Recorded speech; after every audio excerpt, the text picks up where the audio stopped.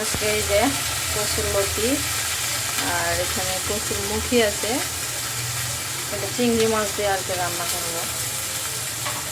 এখানে যেমন পেঁয়াজ মশলা কষানোর জন্য বসাই দিচ্ছি, চিংড়ি মাছ দিয়ে আর কি রান্না করবো। এই যে দেশি চিংড়ি, অনেকদিন থেকে আর কি খেতে ইচ্ছে করতেছিল।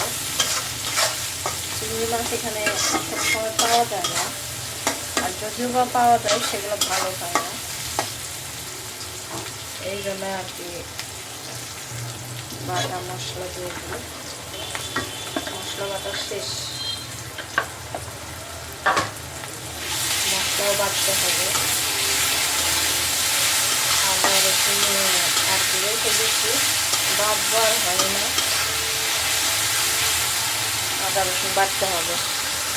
এই যে পানি দিয়ে দিই, মশলা ভাজা হয়ে গেছে। গুঁড়া মরিচ, ঝাল কম বেশি হয়ে যায়, হলুদ,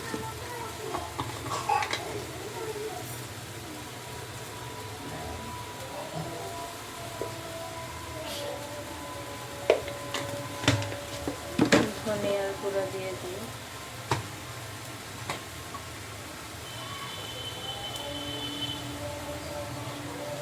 মশলা বেশি হলে, মশলা বেশি বেশি হলে খেতে ইচ্ছা করে না, একটা নাড়া দিয়ে দিই।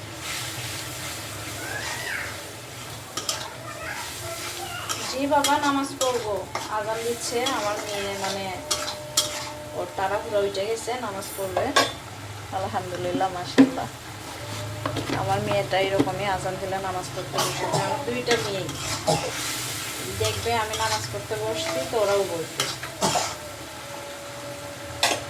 এখন আর একটু কি মশলা জানিয়ে দেবো, কথা বলতে বলতে ভুলে গেছিলাম। মশলাটা খুব সামান্য নেই, শেষ হয়ে গেছে। এটা হচ্ছে যে রাঁধুনি আর হচ্ছে ধনিয়া আলাদা মিক্স করে আর কি রাখছিলাম। রাঁধুনি সবটা খেতে পারি না। এখন চিংড়ি মাছ কয়টা দিয়ে দেবো।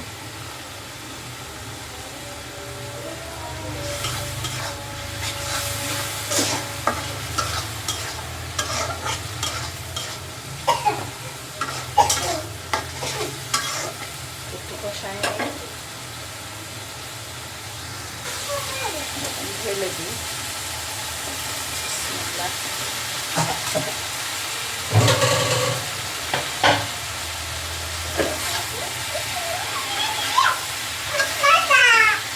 যাও চলে না বাবা।